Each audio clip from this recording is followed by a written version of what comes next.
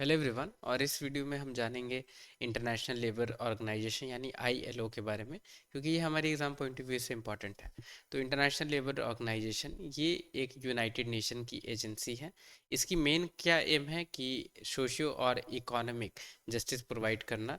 कैसे? तो international labour standards को सेट करके। फाउंड कब की गई थी इसे? तो 1919 में की गई थी। आप देख सकते हैं कि ये काफ़ी पहले की गई थी।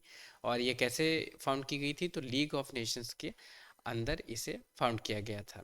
और ये ऐसी पहली और सबसे ओल्डेस्ट स्पेशलाइज एजेंसी है यूनाइटेड नेशन की।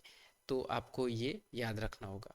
इंटरनेशनल लेबर ऑर्गेनाइजेशन की हेडक्वार्टर्स कहाँ लोकेटेड है? तो जिनेवा में ये लोकेटेड है, जो कि स्विट्जरलैंड में है। और 1969 में आईएलओ को नोबल पीस प्राइज भी दी गई थी। अब तक ये एक ही बार मिली है, आपको याद रखना होगा। और इंडिया फाउंडिंग मेंबर है इंटरनेशनल लेबर ऑर्गेनाइजेशन की। हम और डिटेल्स देखेंगे इसके बारे में। तो 8 कोर कन्वेंशंस हैं इंटरनेशनल लेबर ऑर्गेनाइजेशन की, जिसमें से इंडिया ने 6 कोर कन्वेंशंस को साइन किया हुआ है। पर 2 ऐसे कन्वेंशंस हैं जिसे इंडिया ने साइन नहीं किया है, उसे भी हम जानेंगे इस वीडियो में।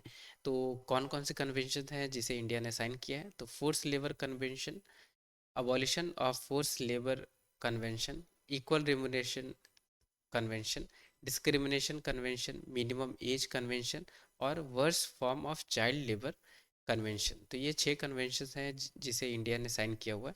पर ऐसी कौन सी 2 कन्वेंशन हैं जिसे इंडिया ने साइन नहीं किया हुआ है? तो freedom of association and protection of right to organise convention और right to organise and collective bargaining convention. तो ये 2 कन्वेंशन है जिसे इंडिया ने साइन नहीं किया है। और कुछ इसमें जानकारी हम समझने की कोशिश करेंगे कि इंटरनेशनल लेबर ऑर्गेनाइजेशन के द्वारा world employment and social outlook release की जाती है।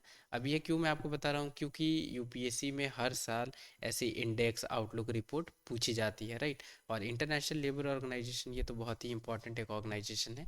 तो हमें पता होना चाहिए कि इनके द्वारा कौन सी रिपोर्ट आउटलुक या इंडेक्स रिलीज की जाती है। अब क्वेश्चन आपसे कैसे पूछी जाएगी? या तो आपसे बेसिक चीज़ पूछ ली जाए कि ये यूनाइटेड नेशन की एजेंसी है या नहीं, इसकी हेडक्वार्टर्स कहाँ लोकेटेड है, ये फाउंड कब की गई थी, राइट।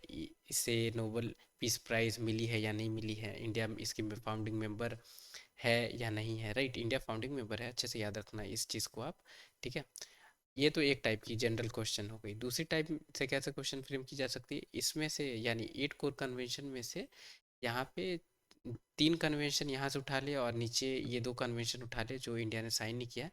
और आपसे सीधा सीधा पूछ लिया जाए कि इंटरनेशनल लेबर ऑर्गेनाइजेशन की कौन से कन्वेंशन इंडिया ने साइन की है या कौन सी कन्वेंशन इंडिया ने साइन नहीं की है, तो ऐसे भी क्वेश्चन फ्रेम की जा सकती है। ठीक है।